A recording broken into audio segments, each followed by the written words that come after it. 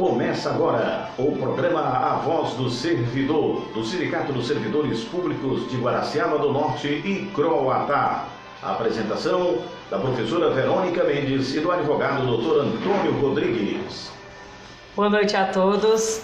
Nesta sexta-feira, dia 12 de abril de 2019, estamos aqui na sede do Sindicato de Servidores Públicos Municipais de Guaraciaba do Norte e Croatá, na rua Jerônimo Memória, para mais uma live, como rotineiramente acontece toda sexta-feira, para a nossa prestação de contas semanal, para falarmos das ações do Sindicato dos Servidores Públicos, bem como abordando temas que vão de encontro às necessidades da sociedade guaraciabense. Agradecemos imensamente a todos que são nossos espectadores fiéis, a todas as pessoas que divulgam o nosso trabalho, porque o nosso objetivo é contribuir com o serviço público, como também com a sociedade de um modo geral, conforme já abordamos, falando de temas que vão de encontro às necessidades do povo. E hoje, no nosso programa do dia 12 de abril, nós temos dois convidados para falarem de dois assuntos muito relevantes para a população guaraciabense. A nossa primeira convidada é a doutora Nádia Camelo. Ela trabalha no município, é servidora efetiva, farmacêutica, bioquímica, desenvolve um bom trabalho aqui a serviço da saúde municipal, e nós a convidamos para que ela fale sobre a Conferência Municipal de Saúde que aconteceu na quarta-feira lá na sede do Sindicato dos Trabalhadores Rurais. Então, dentro de instantes, nós estaremos conversando com a doutora Nádia Camelo. E também convidamos o Renan Braga, que também é o presidente do Conselho Municipal de CMDCA, Conselho Municipal de Desenvolvimento da Criança e do Adolescente, dos direitos da criança e do adolescente. Então, o Renan Braga vai falar de um tema que está sendo muito comentado aqui na cidade, que é a questão da eleição do Conselho Tutelar. É um assunto que desperta interesse em toda a população, visto que se trata de um conselho que tem uma atuação muito importante para que os direitos da criança e do adolescente venham ser respeitados. E daqui a pouco o Renan vai conversar com a gente sobre a eleição que vai acontecer dentro de alguns meses. Mas nós vamos começar a nossa live conversando com a doutora Nádia Camelo. Boa noite, doutora Nádia. Vamos falar um pouco sobre a Conferência Municipal de Saúde que aconteceu na quarta-feira. Por que aconteceu a Conferência Municipal de Saúde?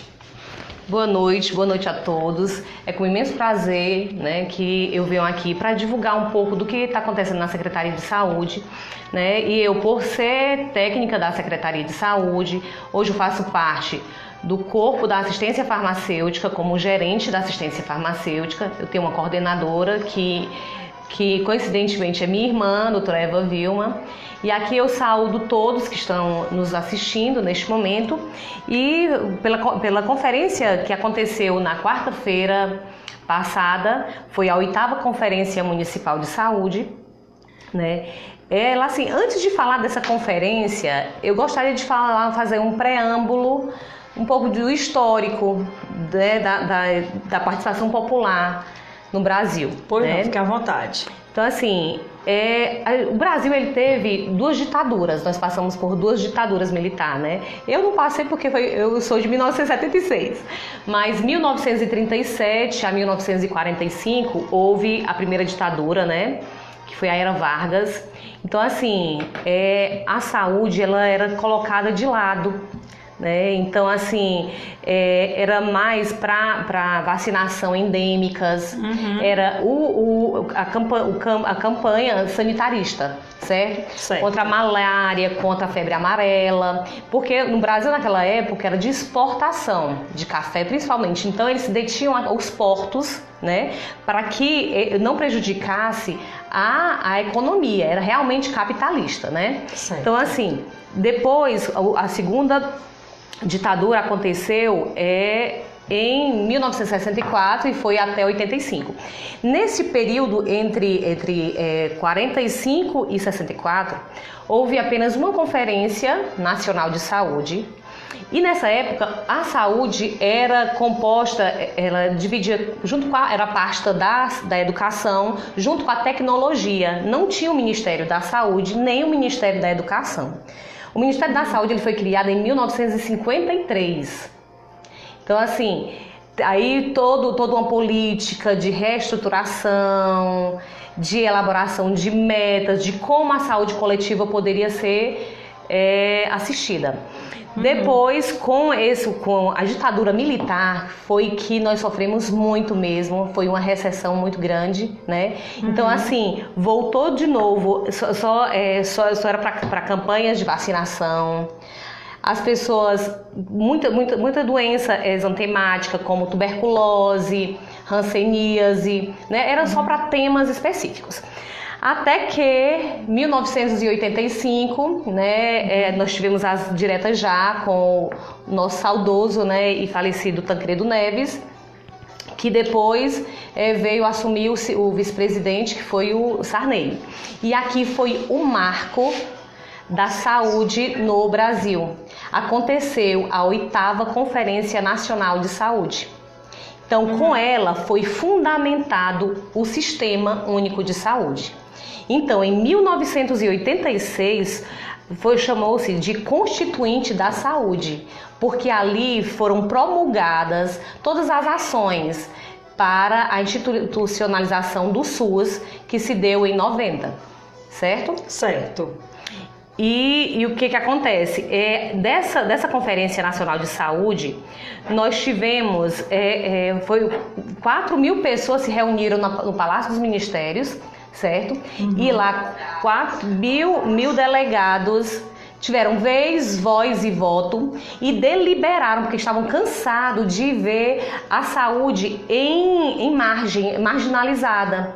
Então foi promulgada, foi deliberado as propostas que vingaram até hoje, estão vingadas até hoje, e foi institucionalizada pela Constituição de 1988.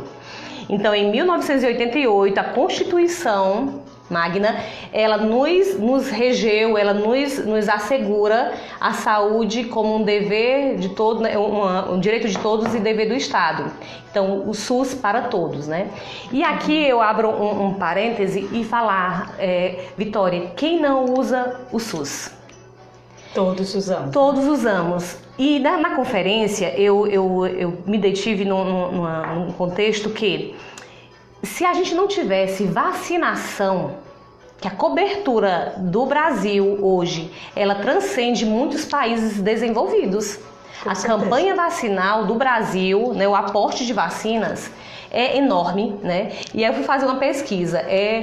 A rede Canguru, a rede privada Canguru, para uma carteira de vacinação para uma criança até 5 anos, é R$ 5.226. Uma única criança? Uma única criança, para ela ter o aporte de todas as vacinas, entendeu? Então a gente fica muito feliz, porque não é só vacina que o SUS, ele dispõe, não é verdade? PSFs, Estratégia da Família, com ele tem agentes comunitários de saúde, nós temos NASF, Núcleo de Apoio da Saúde da Família, nós temos o CAP, Centro de Apoio Psicossocial, nós temos realmente a rede de assistência farmacêutica do município, nós temos a saúde do idoso, a saúde do adolescente, mas o que acontece? Verônica, a gente está numa recessão de subfinanciamento do SUS.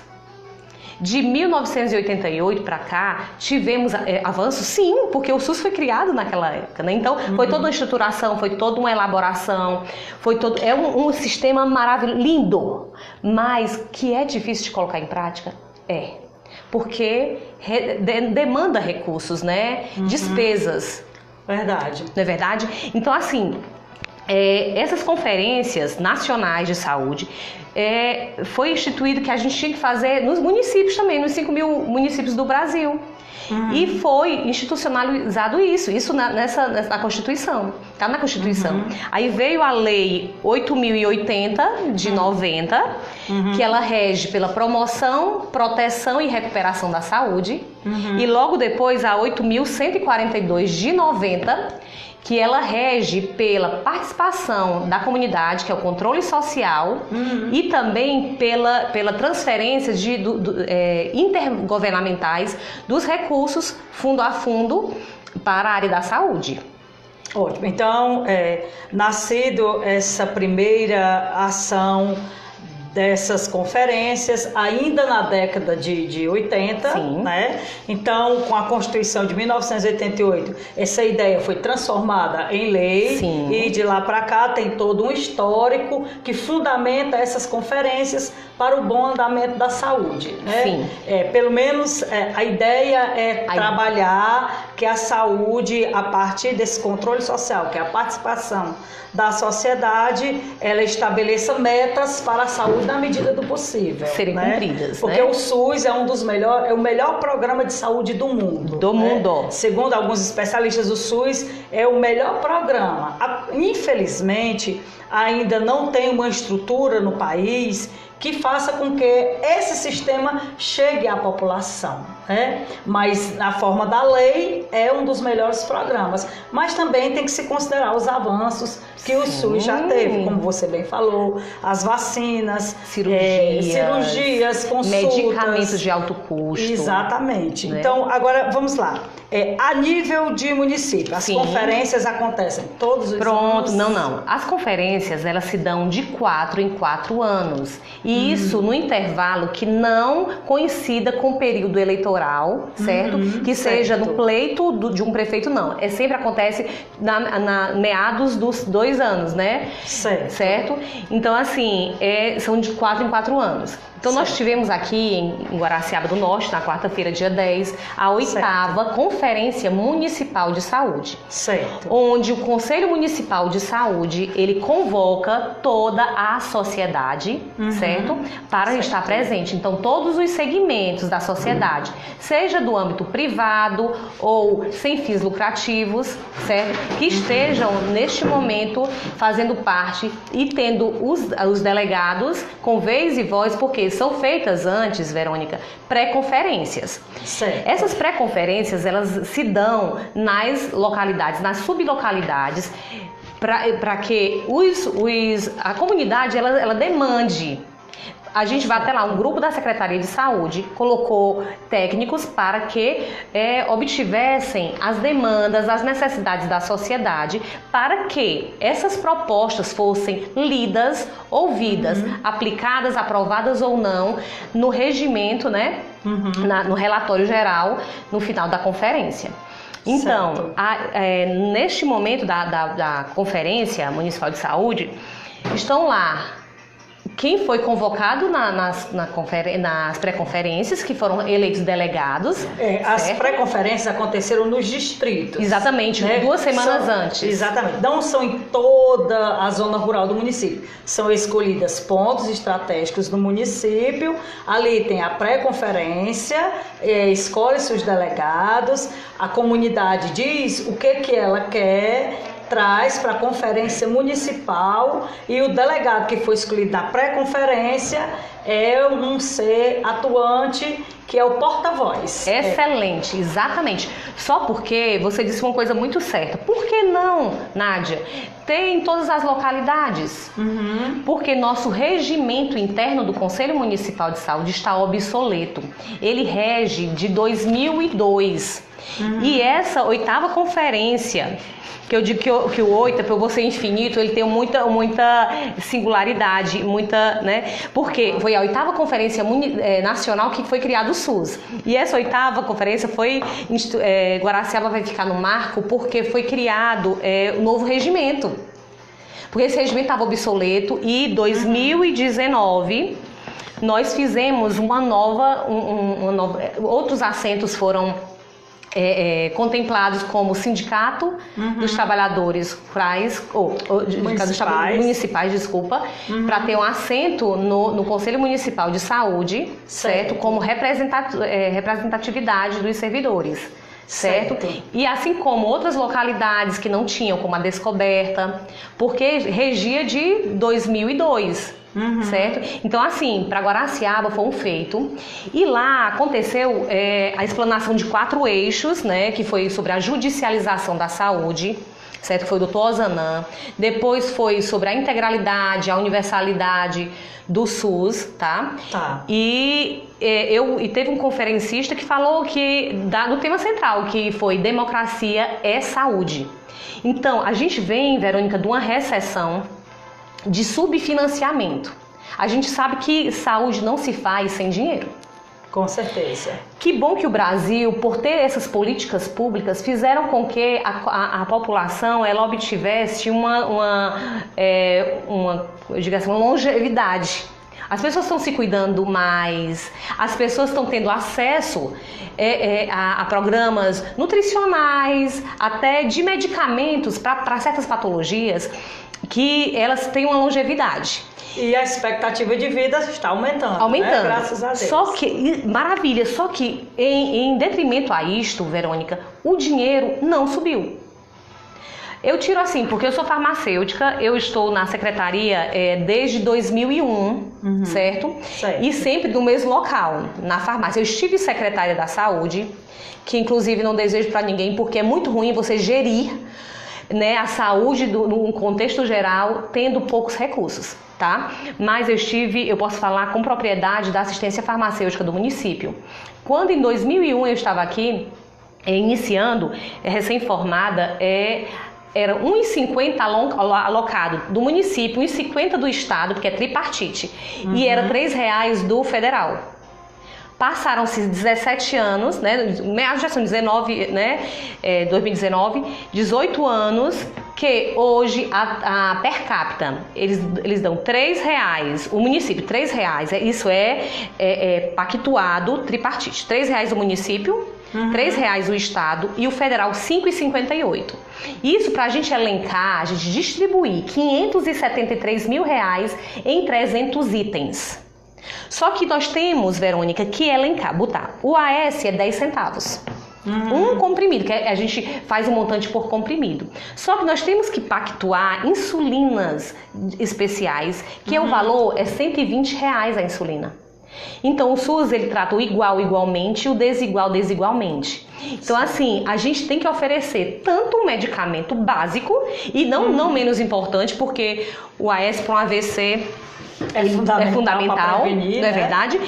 Mas e a insulina, o insulino dependente que não tem a sua glicose equilibrada, ele pode morrer a qualquer momento, entendeu? Então a gente fica entre a cruz e a espada, porque nós temos que ter R$573 mil para elencar. Então assim, graças a Deus, medicamento para pressão, para diabetes, nós estamos tendo, graças a Deus, mas tem medicamentos que é impossível a gente dotar de porque a população de Guaraciaba não é a mesma há 17 anos atrás. Todo dia nasce gente. Verdade. Não é verdade? E você vê, Verônica, que a estimativa de vida está, graças a Deus, né? E isso, a gente fazia essas programações pelo perfil nosológico, por exemplo. A gente pensava assim, que a partir de 50 anos, as pessoas têm a tendência a ter pressão alta. Só que agora não tem isso não. Com 15 anos se tem pressão alta porque má alimentação, não é verdade? As pessoas não cuidam, porque saúde também é saúde, é mental, é saúde, bem-estar, é física. Aqui em Guaraciaba, porque diz assim, não, esse período é de chuvoso. As pessoas se auto-sabotam, não vou fazer uma caminhada porque tá chovendo. E assim chega em casa, vai comer aquele cuscuzinho maravilhoso com queijo, só que o seu colesterol, há quanto tempo você não dosa seu colesterol? Verdade. Não é verdade? Mede a pressão. Então assim, Verônica, essa 8ª conferência municipal, houve propostas, foi dividido 4 grupos, de 4 eixos. Certo. Foi o financiamento do SUS, né? Foi do Conselho Municipal de Saúde, certo? Foi sobre a deliberação do recurso que vai ser projetado daqui a 4 anos. Mas como é? Aqui, essas propostas elencadas vão para a conferência estadual, que será em Fortaleza, tá certo? Tá certo. E depois todas as deliberações, os delegados daqui, eles vão para, obrigatoriamente, porque eles se comprometeram. São os porta-voz da população. Dos segmentos da sociedade. Vão para Fortaleza e lá tem voz e vez e voto. E depois essas propostas elencadas no nosso estado vai para a 16ª Conferência Nacional de Saúde. E de lá, Brasília, então, todas as propostas de todos os municípios do Brasil estão acontecendo nessas conferências. E até o dia 15 de abril tem que ser feito todas as conferências nacionais. Ótimo. Ótimo. Então, o objetivo, na verdade, é que a população tenha um pouco mais de esclarecimento qual é o objetivo. Então, você já explicou muito bem, quando que as conferências, elas nasceram na década de 80, de lá para cá elas acontecem de 4 em 4 anos, um ano após a eleição para governador, um ano antes da eleição para o Executivo Municipal, para que não haja nenhuma interferência política, né? Então, aconteceram, todo mundo viu as postagens das conferências em alguns distritos, em alguns lugares aqui de Guaraciaba. Lá foram escolhidos os delegados, o delegado é o porta-voz da comunidade, foi feita a conferência municipal, lá foi feito toda uma socialização daquilo que foi coletado nas comunidades, foi feito um relatório, esse relatório agora vai para a conferência estadual e da conferência estadual vai para a conferência nacional. Excelente, fez um resumo maravilhoso, viu?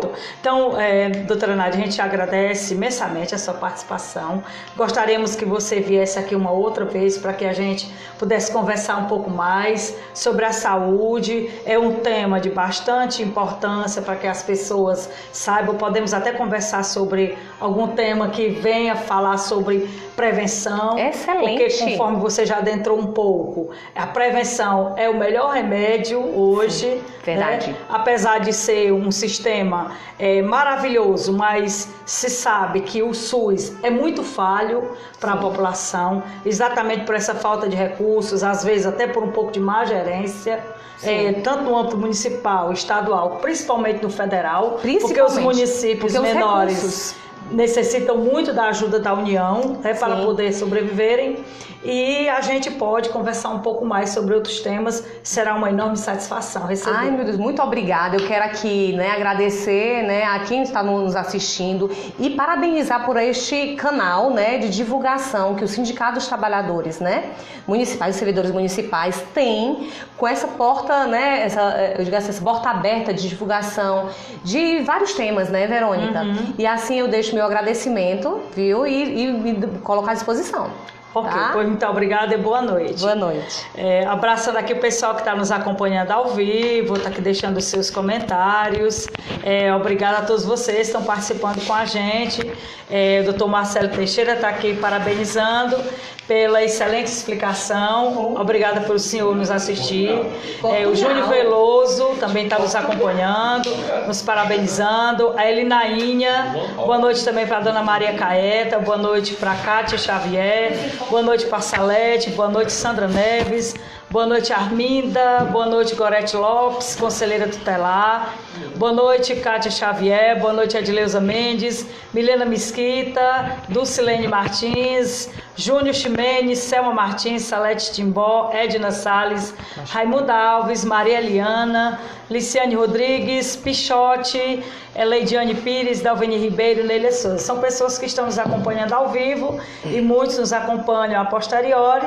Nós agradecemos imensamente a participação de todos. O programa do sindicato é para o servidor e para também ser um canal de aconselhamento, de informação para toda a sociedade guaraciabense de um modo geral. Então vocês nos ajudem a compartilhar, porque vocês estarão ajudando na divulgação de temas importantes que vão de encontro às necessidades da sociedade. Bom, então agora nós vamos conversar com o Renan Braga, que é o presidente do CMDCA, né? Conselho Municipal dos Direitos da Criança e do Adolescente. Ele veio conversar com a gente sobre a eleição do Conselho Tutelar. É um tema que nos últimos dias tem sido bastante comentado. O Executivo mandou uma lei alterando a forma da eleição, né? E houve muitas polêmicas, a sessão foi até 1h30 da manhã, muitas emendas, houve também a intervenção do Ministério Público, que recomendou que alguns pontos fossem retirados. Na sessão da segunda-feira, o Executivo pediu o veto de alguns pontos que tinham sido aprovados pela Câmara. A Câmara sustentou os pontos em que o município pediu para serem vetados e muita gente tem interesse em saber como vai ser essa eleição, com essa nova lei, o que é que mudou, quem pode se candidatar, como é que vai acontecer esse processo. Então, você que está aí nos acompanhando, que tem interesse em conhecer, porque, conforme nós já falamos anteriormente, o Conselho Tutelar ele tem um papel fundamental na sociedade. Até porque é um conselho que trabalha diretamente com a questão de verificar se os direitos da criança e do adolescente estão sendo garantidos. Se modéstia à parte, nós temos um bom conselho, vemos muitos membros atuando, fazendo um brilhante papel. Um abraço a todos os membros do Conselho Tutelar. E é um cargo eletivo, dura 4 anos. E o Renan vai conversar com a gente agora sobre esse tema. Renan, boa noite. Bom, boa noite a você, Verônica, a todos que nos assistem aqui por essa live do Sindicato dos Servidores. Vamos aqui tirar algumas dúvidas do pessoal. Eu já queria aqui agradecer pelo convite e dizer que é importante a gente dar ampla divulgação para esse processo de escolha para os membros que irão compor o Conselho Tutelar a partir do dia 10 de janeiro de 2020. Então a gente está aqui para esclarecer esses pontos, para deixar a sociedade guaraciabense sabedora de tudo que está acontecendo, quais são os trâmites legais e como é que se dará esse processo. Renan, o que foi que alterou na lei que fundamentou a eleição passada e qual é a diferença para essa eleição de agora? Bom, Verônica, nós tínhamos uma lei extremamente ultrapassada. A nossa lei ela era de 1990. Ou seja... Quando o Conselho foi criado. Correto. Tanto o Conselho quanto o Conselho Tutelar. Essa lei ela era unificada. A gente desmembrou. Ela nasceu com o Estatuto, né, da Criança e do Adolescente, que criou o Conselho Tutelar em 1990. Exato, exatamente.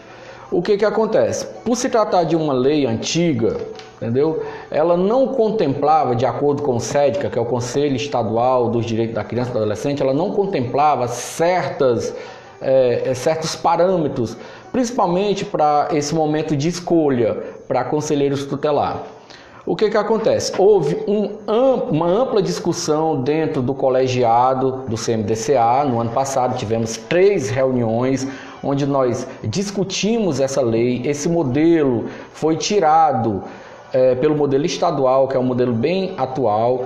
Convidamos os conselheiros tutelares na época para que também pudessem participar desta discussão e a gente ali formular uma lei que viesse a contemplar de uma forma mais atualizada toda a política pública de proteção para a criança e adolescente. Esta lei ela foi encaminhada para o procurador do município, que é quem realmente revisa essa parte aí, da parte da gestão é quem revisa as leis. Ele revisou, colocou lá aquilo que ele achava que era de interessante. Na verdade, ele não fez quase nada de alteração. Ele mandou novamente para a gente que a gente pudesse estar analisando. Fizemos a análise e vimos que não houve alteração nenhuma. E a gente aprovou e mandou para o Executivo, para que ele pudesse mandar para a Câmara, né? E sendo votado, ele sancionasse e virasse realmente a lei municipal do direito da criança e do adolescente. O que acontece? Essa lei, ela ficou, segundo as palavras do próprio procurador, ficou retida no gabinete do prefeito durante o restante do ano todo, né? Isso foi por volta de agosto, julho para agosto, que a gente fez essas reuniões, fizemos em 3 momentos. Então, em 2018, no segundo semestre, já estava ok no ponto de mandar para a Câmara? No ponto de mandar para a Câmara, no gabinete do senhor prefeito. O que acontece? Quando nós fomos convidados para participar de uma capacitação no Ministério Público do Estado acerca desse processo de escolha para conselheiro tutelar, isso são etapas. Isso é um processo, ele culmina com uma eleição que vai acontecer no dia 6 de outubro. Mas até lá nós temos que vencer várias etapas. É isso que talvez as pessoas não estejam entendendo. Não é um processo ditamente eletivo. O processo ele é unificado, em todo o Brasil, está acontecendo nessas mesmas datas, o calendário é único. Tá? Nós estamos obedecendo o calendário que foi feito pelo SEDCA, juntamente com o Ministério Público, que é um parceiro nosso. Tá? O Ministério Público ele acompanha, fiscaliza, monitora e aplica a lei nesse processo. Para que tenha esse processo, é necessário que se forme uma comissão, e essa comissão foi formada, mas eu vou falar da comissão logo mais. Primeiro eu quero deixar clara essa questão da lei. A lei estava pronta no ano passado, eu quero que todos os que estão nos assistindo saibam disso. O Conselho Municipal dos Direitos da Criança e do Adolescente, ele deliberou e aprovou a lei. Agora mandou para o gestor e para a equipe técnica da gestão para que eles pudessem fazer as adequações e encaminhar para a Câmara, que é quem realmente aprova leis. Nós não aprovamos lei. Nós adequamos a lei para a nossa realidade. O que mudou, Verônica? Você estava me perguntando. Ora, na lei antiga não pedia que tivesse prova, não pedia titularidade. Então entrava quem quisesse. Bastava ter desejo, bastava ter vontade e idade para isso, que ele entrava e se candidatava. Nós temos que entender, pessoal, que o cargo de conselheiro tutelar é um cargo técnico. O conselheiro tutelar ele não tem assessoria para desenvolver suas atividades, não. Então ele tem que ter, no mínimo, conhecimento das políticas públicas voltadas para a criança e adolescente, porque são essas políticas que eles irão defender. Você está entendendo? Com certeza. Então, é um cargo totalmente técnico, não é um cargo só eletivo. Então a gente entende que para um cargo técnico tem que existir uma seleção mais rigorosa. Nós colocamos, até seguindo a orientação do SEDCA, que é o Conselho Estadual, nós colocamos a prova. Tinha um parágrafo que pedia a prova, tinha um outro parágrafo que pedia que o candidato pudesse estar comprovando que ele teria pelo menos 2 anos de experiência com crianças e adolescentes. Não é? Isso aí era a nossa visão, era o nosso entendimento. Nós estamos alinhados com o Ministério Público, que também tem essa mesma visão, mas o Legislativo não teve essa visão, Verônica. Por isso que deu toda aquela polêmica que você assistiu, eu também assisti, porque eu era parte interessada naquela discussão. Eu sou o presidente do Conselho, eu sou membro da comissão, por sinal eu sou o coordenador desta comissão, que é a comissão que vai acompanhar todo o processo, desde a publicação do edital até o dia da eleição e a apuração. Então, eu era parte interessada no que eles iam votar ali dentro. Você está entendendo? Então, no entendimento dos parlamentares, eles achavam que o processo em si, que essa lei, da forma como foi enviada para a Câmara, dificultava o processo de eleição, porque, segundo eles, e você estava lá e pôde ouvir da boca deles, segundo eles, o processo não seria democrático se houvesse prova, se houvesse títulos. Ora, eles esquecem, e compararam até com a eleição deles, eles esquecem que o cargo de conselheiro tutelar é um cargo técnico. Como é que você vai eleger um conselheiro que não sabe, não tem curso de computação, que não sabe expedir um ofício, que não sabe se comunicar com um promotor, com um coordenador de escola, um diretor, com o próprio prefeito, com uma secretária, quando ele vai ali buscar a efetivação dos direitos da criança e do adolescente? Quando o conselheiro tutelar atua, Verônica, já é na situação de violação de direitos. Exatamente. Então, é quando a coisa já aconteceu. entendeu? As políticas públicas municipais, que recebem tanto dinheiro do Estado e do governo federal, essas políticas são desenvolvidas na área da prevenção, para prevenir que tais atos aconteçam. Uma vez acontecendo, quem é que atua? O Conselho Tutelar. Agora eu pergunto para vocês que estão nos assistindo nesse momento, que Conselho Tutelar vocês querem para 2020? Qual é o conselheiro que você quer colocar ali dentro? É um cidadão semi-analfabeto? É uma pessoa que não conhece nada de direitos de criança e adolescente? Pode ser seu filho, que porventura no futuro venha a precisar de um atendimento desse. Qual será o nível deste conselheiro quando ele chegar lá na sua casa para lhe atender, né? Para tomar a frente de uma forma legal, em algum caso de violação de direitos para criança e adolescente? A sociedade tem que começar a pensar nisso. Por quê? Eu fiquei preocupado com o veto, aliás, fiquei preocupado com o que foi deliberado lá na sessão da Câmara, onde no entendimento dos vereadores eles achavam que esses 2 parágrafos não deveriam existir, que era justamente a prova, porque segundo eles burocratizava o processo, que deveria ser democrático. Né? E a titularidade? E a titularidade, que é você provar que você tem experiência com criança e adolescente de no mínimo 2 anos. No entendimento deles, isso aí dificultava o processo. Então eles suprimiram, e eles têm poder de voto, entendam isso. Eles podem fazer isso e o fizeram. Eles suprimiram esses 2 parágrafos. Suprimiram, votaram, discutiram, deliberaram e votaram, retirando. Então nós vamos trabalhar hoje com um conselho, com candidatos que estão se inscrevendo já, que a única coisa que ainda vai se exigir dele é que ele tenha a idade mínima, que é de 21 anos, e também tenha a escolaridade do ensino médio, que até isso eles tiraram. Você estava lá e assistiu, né? Verdade. Então eles queriam colocar o ensino fundamental, gente. Ensino fundamental, como é que uma pessoa que tem um ensino fundamental vai ter conhecimento técnico para desenvolver uma função que exige tanto dele? Aí eu pergunto para vocês. Não estou aqui me colocando contra, Verônica, o entendimento dos vereadores, não. Eles têm o ponto de vista deles, eu tenho o meu, você tem o seu. A promotora tem um ponto de vista dela, que por sinal é alinhado com o CMDCA. Mas o que vai valer realmente é o que for votado em lei, é o que foi votado e será sancionado pelo prefeito. Isso é o que vale. E já foi, inclusive, sancionado, né? Não, ainda não foi sancionado justamente por isso. Eu não estive na sessão passada, mas me parece que deliberaram de que tem que voltar o ensino médio. Ali eles foram chamados pelo Ministério Público, o presidente daquela casa, o vereador Elisiário Júnior, entendeu? E outros vereadores também. A gestora da pasta, que é a dona Tânia, e o técnico da gestão, que é o Paulo. Foram chamados pelo Ministério Público após nós do CMDCA e a gestora da pasta, que é a assistência social, que é a dona Tânia. A gente foi para uma reunião e lá a gente expôs a dificuldade. Falei, olha, doutora, está aqui a lei que nós do colegiado deliberamos e aprovamos. Essa lei tinha que passar pela Câmara, como a senhora sabe, e lá o entendimento dos vereadores foi diferente do nosso. Eles acharam que não deveria existir a prova e nem a prova de titularidade.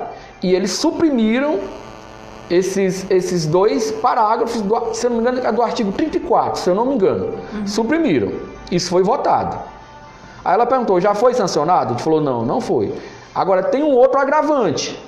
Isso nós socializando com a promotora. Tem um outro agravante. Eles também mudaram na lei a questão da escolaridade, tirando de ensino médio para ensino fundamental. Aí ela falou, não, isso não.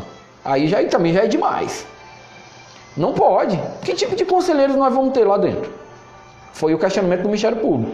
Então ela achou por bem chamar o presidente da Câmara, chamar alguns vereadores, chamar a gestora da pasta, da assistência social e o técnico de gestão para poder tentar encontrar ali um entendimento entre eles, para que eles pudessem voltar atrás nessa questão da escolaridade. Foi isso que aconteceu na última sessão, não é isso? Exatamente. Pois bem, eles vão votar na próxima sessão, segundo o que me passaram. Na primeira sessão, onde houve toda aquela discussão e aquela polêmica, apenas um dos 13 vereadores, entendam isso, apenas um vereador se preocupou em buscar informação com o presidente do conselho, comigo no caso, foi o vereador Ariacílio, que acredito que esteja nos assistindo. Eu quero aqui deixar um abraço para ele, dizer que o parlamentar, ele tem que ser assim, seguir esse exemplo. Se ele não sabe, ele tem que buscar informação para ele poder saber como é que ele se posiciona. E não tentar se basear apenas no que alguém orienta, né? Porque o vereador tem que trabalhar para o povo. E uma vez o assunto sendo de interesse do povo, ele tem que buscar conhecimento para saber aonde é que vai ajudar e prejudicar, né? Justamente, nós estamos falando de uma lei que ela vai ficar aí, viu? Até ser mandada novamente para a Câmara para mudar essas questões aí, ela vai ficar aí. Ela vai ficar. Pode ser que no futuro uma outra pessoa tenha, outro gestor tenha desejo de mudar, voltando esses parágrafos que eu acho importante, mas até então a lei que nós temos é essa, a lei que nós teremos, que ainda será sancionada, é esta, e iremos trabalhar com ela, sem problema nenhum. Sem problema nenhum. Respeito muito o ponto de vista dos vereadores, muito embora não concorde com eles, mas respeito. É cada um, Verônica, com as suas atribuições. Eu, como presidente do conselho e membro da comissão, tenho as minhas atribuições nesse processo. Os vereadores lá na Câmara têm as atribuições deles, e eu respeito muito isso. E a gente trabalha com aquilo que eles mandam pra gente. Quanto a isso, fique tranquilo. No dia desta grande polêmica, um dos vereadores, que foi o Jackson, vereador Jax, procurou o técnico da gestão para socializar para ele o que era, o que não era. Acredito que ele não entendeu bem a temática toda, até mesmo porque ele não conseguia nem pronunciar o nome do Conselho Nacional, que era o CONANDA. Então ele não entendeu nada. O que acontece? O técnico se ofereceu para estar lá na sessão da Câmara, dialogar com os vereadores, dizer para eles da importância daquela lei ser aprovada na íntegra, mas no entendimento dos vereadores, pelo menos do líder do governo, não sei se ele é o líder ou não é, não sei, ele achou que não era necessário. A gestão municipal, através da Secretaria de Assistência, mandou um ofício semana passada pedindo para que o presidente do CMDCA pudesse fazer a divulgação de todo esse processo unificado, que é em todo o Brasil, de escolha para membros do Conselheiro Tutelar nesta sessão passada. O presidente achou que não era o momento, que não era ainda, só na próxima sessão. Então aqui eu quero lhe parabenizar por você ter convidado o Conselho Municipal do Direito das Crianças e do Adolescente, representado por mim, para estar trazendo esses esclarecimentos para a sociedade guaraciabense. É o primeiro momento que eu estou tendo para falar com a população. Tá? Então, isso não quer dizer que será o único. Nós ainda iremos na rádio, estamos aguardando apenas a promotora dizer qual é o dia que ela está disponível, porque nessa entrevista ela vai estar conosco, tá? Porque ela é parte desse processo, ela está ali em regime de parceria, o Ministério Público. Então, uma vez que ela disser qual é o dia que ela pode estar na rádio, nós estaremos, para ali a gente colocar para a sociedade, dar ampla divulgação e dar a maior transparência possível nesse processo. Certo. A lei atualmente, vamos dizer que nesse momento o processo vai funcionar onde? Os candidatos tendo nível médio, né, eles podem se inscrever para concorrerem. Apenas isso. Correto.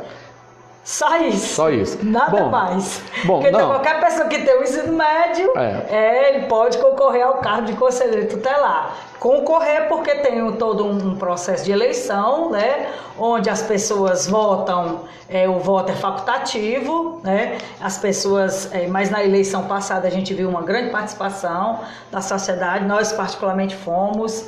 A gente acha que é de grande interesse, até pela grande relevância que tem o Conselho, e algumas pessoas, inclusive, sabendo que a gente vai à Câmara toda semana, nos perguntaram se as inscrições já estão abertas. Bom, o edital ele foi publicado no dia 5 de abril. Né? Era o prazo limite para todos os municípios do Brasil publicar este edital. Nós seguimos à risca. Muito embora achávamos, juntamente com o Ministério Público, que a gente poderia convencer o prefeito a vetar essas emendas que foram votadas na Câmara, mas a gente já falou, não, eles querem assim, então a gente vai publicar o edital, publicamos o edital, as inscrições já estão abertas, a partir do dia da publicação do edital, que foi sexta-feira passada, hoje está com 8 dias, a partir do momento da publicação do edital, ele foi colocado no Diário Oficial do município, está lá disponível todas as informações, qualquer cidadão pode acessar, ali está escrito tudo o que é necessário para que você possa estar se cadastrando, possa estar se inscrevendo para concorrer ao cargo de conselheiro tutelar. As inscrições estão abertas, funcionam ali na sala dos conselhos, na assistência social. Procurar a Rayane, tá bom? Então já tem várias pessoas se inscrevendo. Respondendo a primeira pergunta que você me fez com relação o que é necessário. Bom, não é só ter o ensino médio, gente. Tem que ter idoneidade moral. Você tem que comprovar isso aí, por sinal, através das certidões que você vai tirar, diversas certidões. É pedido para isso. A certidão negativa Sim. Municipal, a estadual e a da Receita. Não, na verdade, o que se pede é a certidão que você tira lá na delegacia, né? De que você não tem antecedentes criminais, não é isso? Certo. Você vai tirar cópias dos seus documentos, você tem que ter uma declaração comprovando de que você mora no município há mais de 2 anos, tá? Esse modelo de declaração você pega lá na assistência. Você tem que comprovar que você votou nas últimas 4 eleições. Então você tem que ir no cartório eleitoral e tirar essa certidão. Então é isso, gente. Não vai ter prova, não vai ter a prova de titularidade, que é comprovando a sua experiência com criança e adolescência, mas eu quero alertar que vai ter ali um momento para depois, as inscrições se encerram dia 3 de maio, Verônica. Depois das inscrições a gente vai dar um parecer para cada uma e vamos selecionar aqueles que estão no perfil. Uma vez selecionadas, o Ministério Público, através da promotoria, vai conversar com esse pessoal, vai passar as orientações. Só temos publicado até hoje o edital, não é isso? Mas já temos pronta 2 portarias para serem publicadas, tá? As portarias não foram publicadas ainda, pessoal, porque nós dependemos da lei. A lei vai passar por uma nova votação na próxima semana, para poder retornar agora a obrigatoriedade do ensino médio. Olha para você ver como o negócio lá é bagunçado. Então, assim, uma vez o prefeito sancionando a lei, que a gente tem que apontar a lei tem que apontar a lei no que a gente vai colocar agora, nas resoluções, que tem uma resolução de condutas vedadas, que diz tudo que pode e o que não pode nesse processo de escolha, que não é uma eleição em si, gente. Ela culmina com uma eleição. O processo de escolha, o final desse processo é uma eleição. Aí a população, usando da sua sabedoria, vai saber apontar os melhores nomes para assumir no dia 10 de janeiro o Conselho Tutelar. 5 vagas. Os 10 mais bem votados. Os 5 mais bem votados assumem e os 5 menos votados ficam na suplência. É assim que funciona. As resoluções só estão aguardando o prefeito sancionar a lei. Sancionou a lei, a gente publica as resoluções. Já tem uma página da assistência social voltada só para a divulgação desse processo. Já tem, eles estão divulgando também na página da prefeitura, e a gente vai para o rádio, vai fazer folder, vai colocar os editais em todos os locais públicos, porque isso cabe, pessoal, à gestão. Isso não cabe ao CMDCA. Ao CMDCA cabe levar a informação, conduzir o processo, formar a comissão que já foi formada. Cada um com as suas atribuições. Ótimo. Então, é interessante, quando a gente fala aqui da questão da questão da Câmara, que a gente às vezes até pode deixar transparecer um pouco de sarcasmo, na verdade, senhores, é o seguinte: no dia que o projeto, que o Renard explicou muito bem, na verdade o projeto era para ele ter transitado, era para ele ter tramitado em 2 discussões, em 2 sessões, para ser aprovado. O que aconteceu? No dia que o projeto chegou na Câmara, foi pedida a urgência, né? Urgência urgentíssima. A urgência foi aprovada E o projeto foi discutido, o projeto de tamanha relevância, foi discutido e votado no mesmo dia. E se o projeto tivesse tramitado normalmente, talvez não tivesse gerando toda essa polêmica, né, Renan? Mas aconteceu assim. A casa tem sua autonomia, embora tenha feito as coisas de forma errada, pode ser que tenha servido de lição, né, Renan? E as suas considerações finais, nós agradecemos demais a sua participação, gostaríamos inclusive que você voltasse em uma outra oportunidade para que a gente conversasse um pouco mais sobre o tema. Bom, eu que agradeço, Verônica. Aqui, antes de fazer as considerações finais, eu queria dizer que o que é discutido, deliberado e votado pela Câmara Municipal é de autonomia deles lá, eles têm autonomia para isso, a gente, como conselho, não se mete.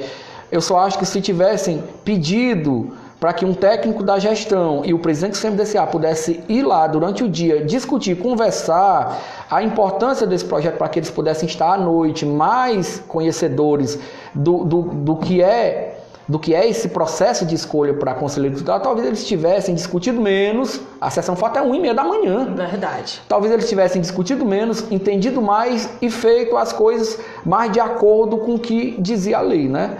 Mas aqui nós não estamos para questionar isso.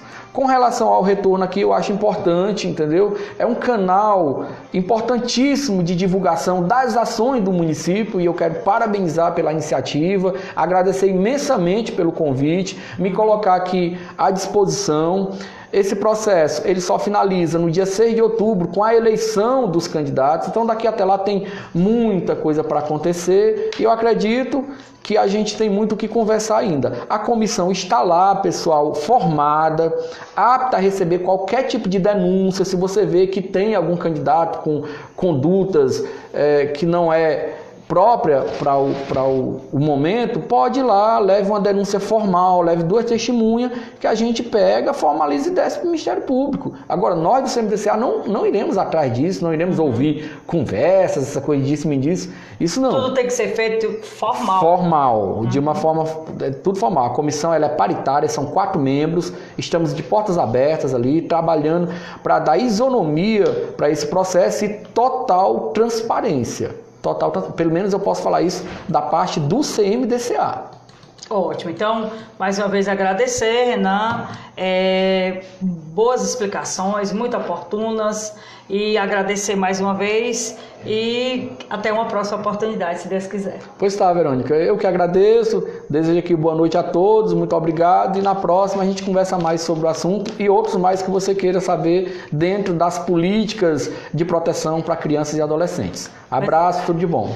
Mais uma vez, obrigado. Então, nós vamos dar seguimento aqui às nossas informações semanais aqui da nossa instituição, como representativa dos sindicatos, aliás, dos servidores municipais de Guaraciaba do Norte e Croatá. Então, foi uma semana bem movimentada, os diretores da instituição fomos até Fortaleza, porque foi necessário que fôssemos até a capital para que tratássemos de assuntos relacionados aos servidores, e eu vou deixar esta resenha dessa nossa viagem a Fortaleza com o nosso advogado, doutor Antônio Rodrigues.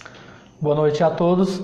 Estamos aqui em mais uma semana na prestação semanal das ações realizadas pelo sindicato ao longo da semana, sempre também deixando algumas informações da semana seguinte para dar ciência a todos das ações que estão sendo ou que irão ser realizadas pelo sindicato.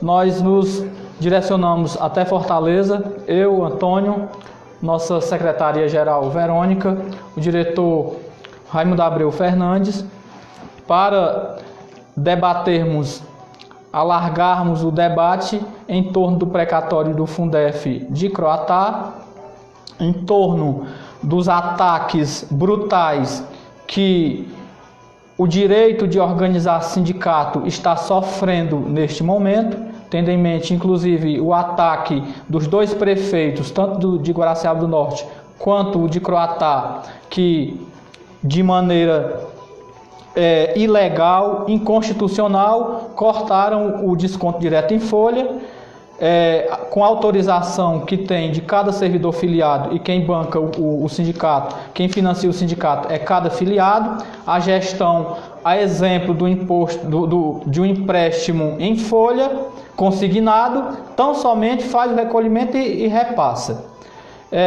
Do ponto de vista crítico e de um debate sério que precisamos tratar, é como se os dois prefeitos fossem, a partir de agora, empatar de o servidor fazer um empréstimo consignado, porque não pode ter mais desconto em folha. Mas como é conveniente cortar somente o que é destinado ao sindicato, que faz a luta em defesa dos direitos dos servidores e levanta a voz contra os desmandos de um prefeito atrás do outro, aí é muito conveniente.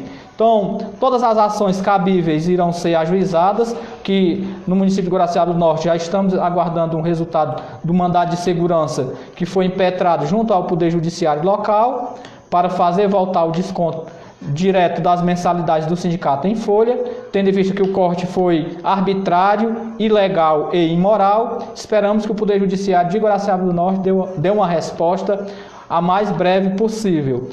Croatá, que é seletista, precisa ser ajuizado na Justiça do Trabalho, e todas as medidas que o sindicato puder fazer e adotar para resguardar o direito de defender os direitos de cada trabalhador ou servidor concursado que reconhece o sindicato, que financia e que sente que precisa dele, irão ser adotadas.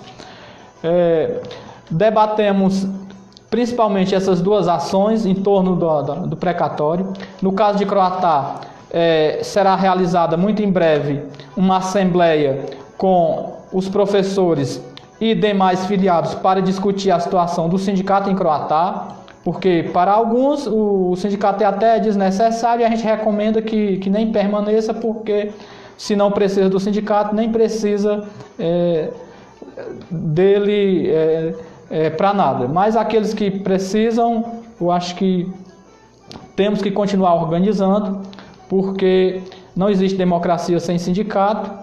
O sindicato que é financiado por cada trabalhador, senão os direitos escorrem pelo ralo, vira direitos de gaveta, vira direitos no papel e engavetados e sem usufruto do dia a dia. Então nós fomos até o Tribunal de Contas do Estado, o antigo TCM, que foi que também o Tribunal de Contas do Estado sempre existiu desde muito tempo. O TCM, que era o Tribunal de Contas dos municípios, foi acoplado ao TCE e nós fomos atrás das folhas de pagamento para termos todas as folhas de pagamento relativas a 2018, tanto de Guaraciaba do Norte em Croatá, inclusive para fazer uma varredura para ver se tem gente recebendo sem trabalhar. Temos algumas denúncias aqui no sindicato que tem servidores concursados que recebem sem trabalhar, que é crime,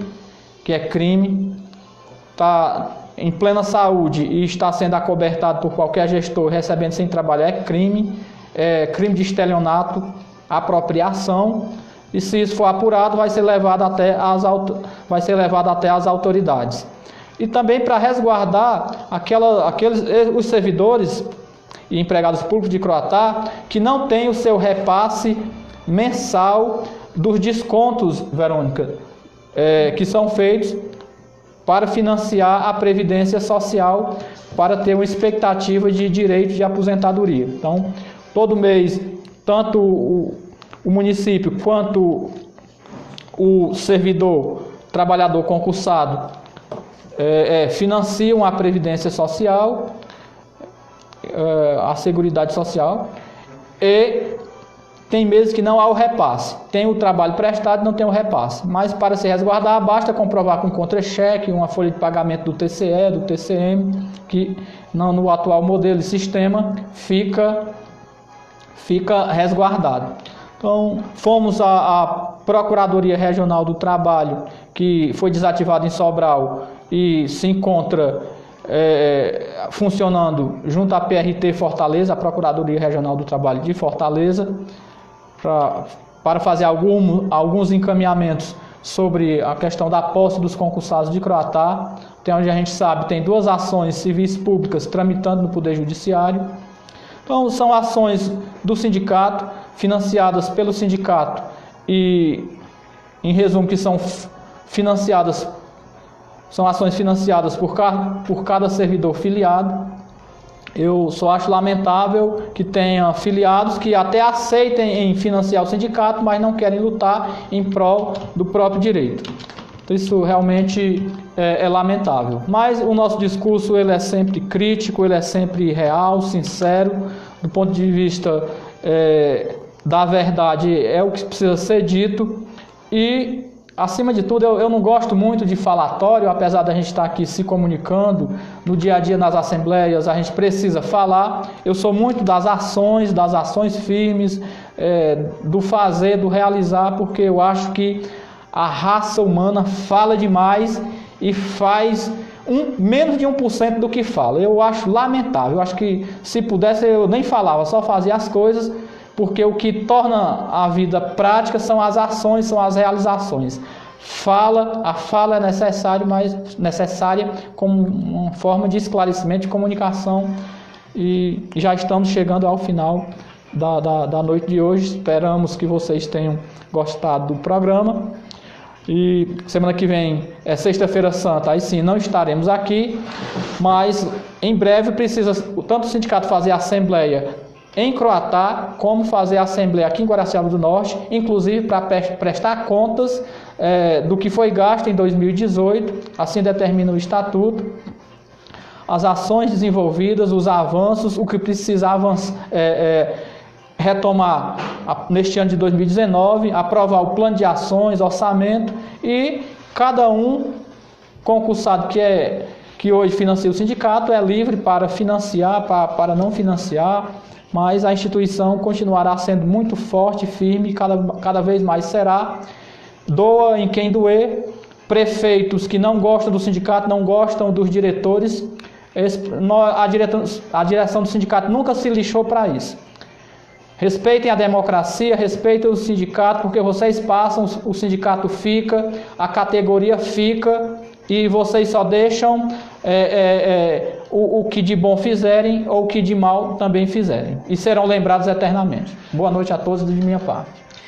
Só terminando aqui, mandando um abraço aqui para o pessoal que está socializando com a gente. Boa noite aqui para a Neta, boa noite para o Neguinho da Sussuânia, boa noite nosso grande José Ayrton Silva, que estará em breve aqui com a gente para um bom bate-papo. Boa noite para todos vocês que nos acompanharam. Nós ficamos muito felizes com a participação de todos. Voltaremos de hoje a 15 dias, né? Porque na próxima sexta-feira, será a Sexta-feira Santa, nós estaremos em casa, e agradecer mais uma vez. Até a outra sexta-feira, se Deus quiser. Boa noite.